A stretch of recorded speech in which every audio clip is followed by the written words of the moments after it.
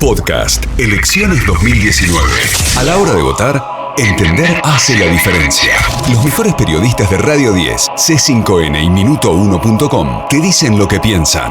Estamos en un año electoral y uno se pregunta en muchos aspectos si el gobierno no ha tercerizado en gran medida, por ejemplo, el manejo de la política económica. Si hoy el Fondo Monetario o el Banco Mundial, pero sobre todo el Fondo Monetario, no tiene más injerencia que la que puede llegar a tener algún funcionario de gobierno. Quizás la respuesta es que de a poco la economía argentina se va transformando y quizás sigue un patrón que hace referencia a las recetas que usualmente suele imponer el Fondo Monetario Internacional. Hay dos o tres cuestiones que son centrales y que seguramente vamos a discutir en algún otro momento, pero que están marcando el rumbo de la economía argentina y que quizás lo van a terminar delimitando en los próximos años. Son, para que se entienda, quizás modificaciones que van a perdurar, lamentablemente, y que hacen referencia, por ejemplo, a la deuda como no solo algo que hay que repagar o algo que ofrece algún tipo de límite para aquellos que están pensando la economía, sino, por sobre todas las cosas, la deuda como una limitación para la autonomía, como una limitación para tratar de aplicar quizás las recetas económicas que se adaptan mejor a lo que es nuestra idiosincrasia, nuestra historia, a nuestra matriz productiva también. En definitiva, la idea tiene que ser, creo yo, que por supuesto las deudas hay que pagarlas, pero que al mismo tiempo, ante una situación injusta, donde persiste la fuga de capitales, donde el modelo económico deja a más argentinos afuera que adentro, bueno, en ese contexto digo que tiene que privilegiarse seguramente el crecimiento. Hablaremos en otro momento de esas ideas, ¿no?, que trazan una Argentina quizás primarizada para los próximos años, que solo va a generar trabajo en sectores que realmente uno podría pensar que no van a pagar salarios demasiado elevados, que va a dejar subsumida la función del consumo. Bueno, cuestiones que seguramente van a dar que hablar y que nos van a ofrecer, creo yo, argumentos para poder debatir. Va a haber que debatirlos y va a haber que discutirlos. Pero hoy quiero, además de esto, proponerles pensar que así como la economía ha sido tercerizada y hoy las decisiones las toma el Fondo Monetario, que también la política sigue de este lado y que quienes toman decisiones de carácter político, incluso vinculado a la campaña electoral de este año, y sobre todo en el poder político que está en el gobierno en este momento, bueno, son precisamente los funcionarios, pero sobre todo los asesores de los funcionarios. Y en este caso quiero mencionar a Jaime Durán Barba, a pesar de que el equipo es más amplio.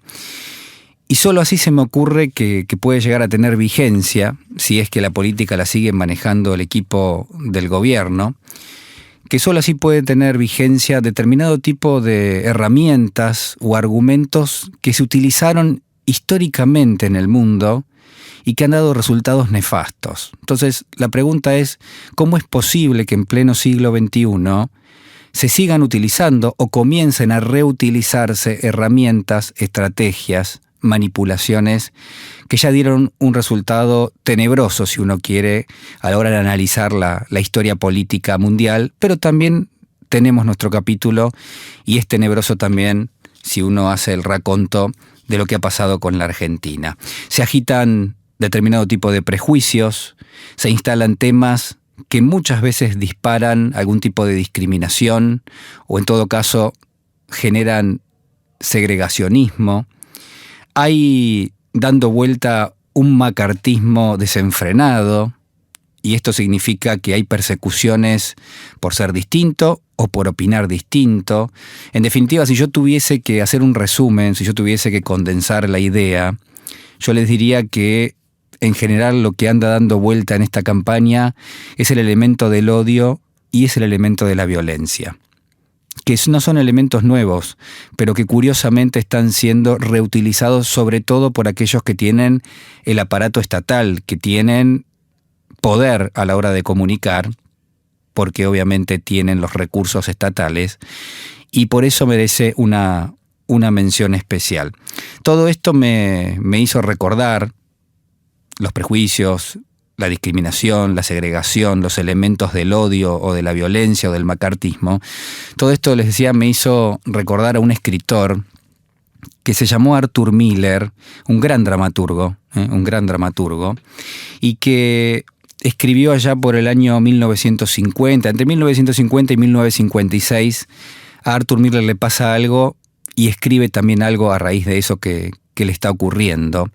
En aquel momento Miller era perseguido por un senador, ¿no? Estamos hablando de un escritor estadounidense, estamos hablando de un Estados Unidos que empieza, son los primeros años de la Guerra Fría, y en ese contexto hay, uno podría pensar, un arranque desde el punto de vista de la persecución ideológica, y es encabezada por un senador que se llamó Joseph McCarthy. Joseph McCarthy, en los comienzos de esta Guerra Fría, comienza al mismo tiempo a desencadenar una persecución ideológica contra aquellos de los que se sospechaba que podían tener algún tipo de simpatía por el comunismo.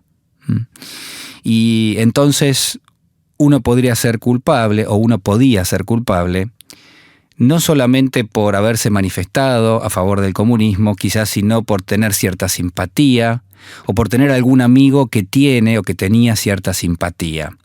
En general eran elegidos escritores, pintores, músicos, distintas manifestaciones del arte que podían llegar a generar, desde el punto de vista de la interpretación, algún tipo de cercanía con la política del comunismo. Y el senador, Joseph McCarthy, fue quien encabezó esta especie de caza de brujas que dio como resultado que Arthur Miller fue condenado por desacato. ¿Por qué? Bueno, porque se lo llamó, se le preguntó si era comunista, si tenía amigos comunistas. Él dijo que no. Y lo dijo porque realmente era así, no porque estuviese preocupado por aceptar o no una culpa con respecto a eso, porque no era precisamente culpable de nada. Pero así todo fue condenado por desacato y se salvó de ir a prisión porque en el año 1958, le fueron retirados los cargos. Fueron varios años, entre 6 y 7 años, en la década del 50 del siglo pasado, los que terminaron con el término de macartismo, ¿no? Fue un proceso que desembocó en una especie de metáfora que hoy es el macartismo, que significa persecución ideológica en base muchas veces, casi siempre, a falsedades, en base a falsedades. Y Arthur Miller, como una forma quizás de reflejar eso que le estaba pasando, como una forma también de reaccionar a esa situación y a esos años, escribe una obra de teatro que se llamó Las Brujas de Salem. Y Las Brujas de Salem, ¿no? O sea, nos vamos en el tiempo, nos vamos de 1952, 1953, saltamos hacia atrás a fines del siglo XVII, para ser más precisos el año 1692, 1693, donde en Salem, un pueblo de los Estados Unidos, lo que hoy es Massachusetts, allí habían desembarcado, uno podría decir, las primeras tandas de colonos ingleses. Todavía en aquel momento no era Estados Unidos, ¿no? Era una colonia inglesa. Y como todo poblado que venía del Reino Unido, tenían determinado tipo de reglas muy rígidas desde el punto de vista de la convivencia. Eran puritanos, la religiosidad era importante y como tal también se imponían prohibiciones. Y estaba prohibido, por ejemplo, bailar, la música, cualquier manifestación artística, porque se pensaba que era fruto de un pacto con el diablo. Entonces, como era fruto de alguna especie de acuerdo diabólico, estaba totalmente prohibido. Por eso, en la obra de teatro, Arthur Miller plantea a un grupo de jóvenes, de adolescentes mujeres, que son acusadas de practicar la brujería en las inmediaciones de un bosque. Esto, que fue un capítulo real de la historia de los Estados Unidos, fue planteado por Miller en su obra de teatro. Y en ese contexto, entonces, la obra empieza a contar cómo estas jóvenes eran acosadas y eran amenazadas por parte de los que eran los referentes de esa sociedad, y al mismo tiempo cómo se comienza a involucrar a todo el pueblo en esas defensas. Es decir, por un lado se desataba una especie de histeria colectiva entre los colonos del lugar, quienes se terminan acusando unos a otros, y por otro lado se desencadenaban algún tipo, yo diría, de infierno, poblado de desconfianza y también de intolerancia. Esta es la fotografía de la historia, ¿no? Una historia que arranca con dos personajes, con Betty y con Abigail, que son parte de ese grupo que es descubierto bailando alrededor de una fogata en el bosque. El bosque era un territorio que estaba más allá de la religiosidad que imponía el pueblo, estaba en las afueras, por ende era un territorio sospechado. Allí es donde encuentran a estas mujeres bailando y a partir de allí las acusaciones. Betty y Abigail caen enfermas en la obra de teatro y no hay explicación para su enfermedad. Incluso el médico termina diciendo que como no hay evidencia científica de lo que les pasa, que seguramente era parte de un pacto con el diablo. Esta cacería implacable que se lleva a cabo termina con 25 muertes por condenas diversas, todas ellas por acusaciones de brujería, y con más de 200 personas que son encarceladas ya que o tenían algún tipo de relación o también habían participado de este hecho. En la obra Miller va a plantear varias cosas, ¿no? Primero, cómo se desata la paranoia y cómo terminan haciéndose acusaciones cruzadas en todo el pueblo, cómo termina emergiendo también muchas veces faltas por parte de aquellos que son los que señalan justamente la culpabilidad, es decir, los referentes del pueblo en muchos aspectos terminan siendo víctimas de acusaciones de hechos reales, ¿no? De hechos reales, de abusos, de faltas que habían cometido, sobre todo con otras mujeres. Y entonces es donde uno puede ver que hay algunos motivos que se unen, ¿no? Que unen la situación que atravesó Miller con el macartismo y que al mismo tiempo hacen referencia a lo que tuvo lugar en Salem allá por el año 1692. Con esto Miller plantea varias cuestiones, ¿no? Por un lado, que las creencias influyen muchas veces en el destino de las personas. Quizás por otro lado, que hay determinados tópicos que traspasan las barreras del tiempo y del lugar, y habla de la represión y de la delación y de la desconfianza y de la ambición de poder que muchas veces se construye a costa de falsedades.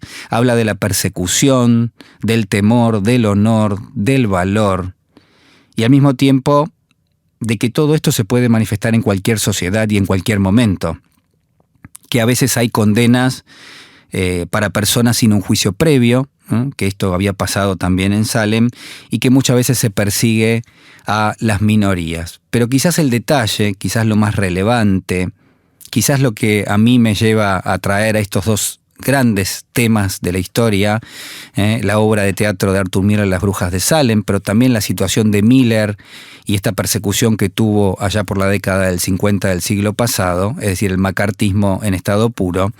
Lo que nos va a terminar reflejando es que muchas veces, ¿no? Tanto a los jueces como a los colonos en el caso de Las Brujas de Salem, pero también a Arthur Miller y al senador McCarthy, pero sobre todo a quienes lo estaban acusando a Miller, muchas veces no significa que crean en algo, sino que les conviene creer, porque eso los termina exonerando de su responsabilidad. En el caso de los jueces y los colonos en Salem, los que acusaban de brujería, les convenía creer en la brujería porque de esa forma todas sus faltas, todos sus abusos quedaban al margen y todo era parte de lo mismo. Es decir, el factor era que se había hecho un pacto y en todo caso si ellos habían cometido alguna falta, eso los dejaba afuera. Lo mismo pasa en el caso del macartismo.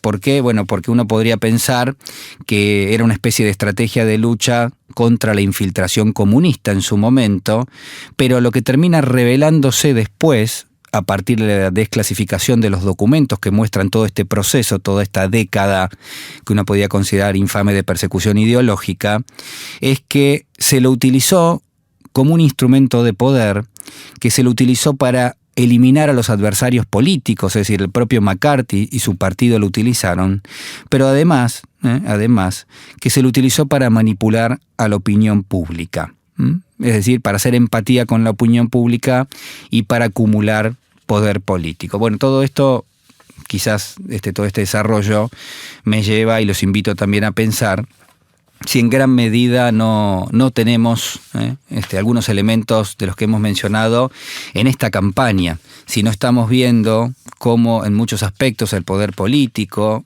el gobierno de Cambiemos, ponen al servicio de sus intereses y ambiciones una especie de caza de brujas, hacen rachas de publicidad que buscan lograr intensidad por periodos breves, pero instalando algún tema que despierta o discriminación, o segregación, o prejuicios, o al mismo tiempo macartismo, es decir, persecución por alguna razón que se termina imponiendo.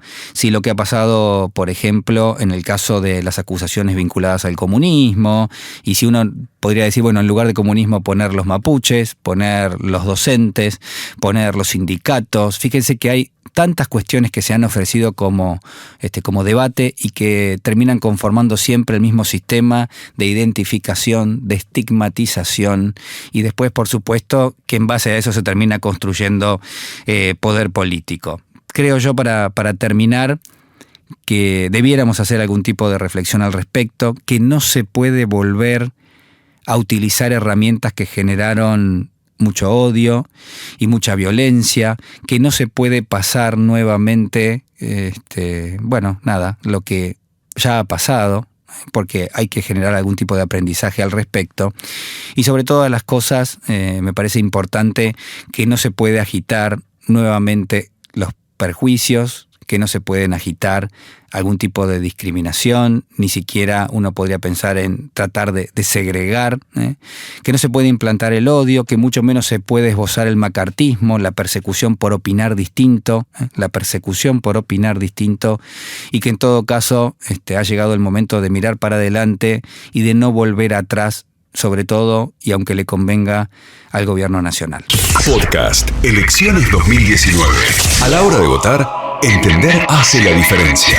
Los mejores periodistas de Radio 10, C5N y Minuto1.com te dicen lo que piensan.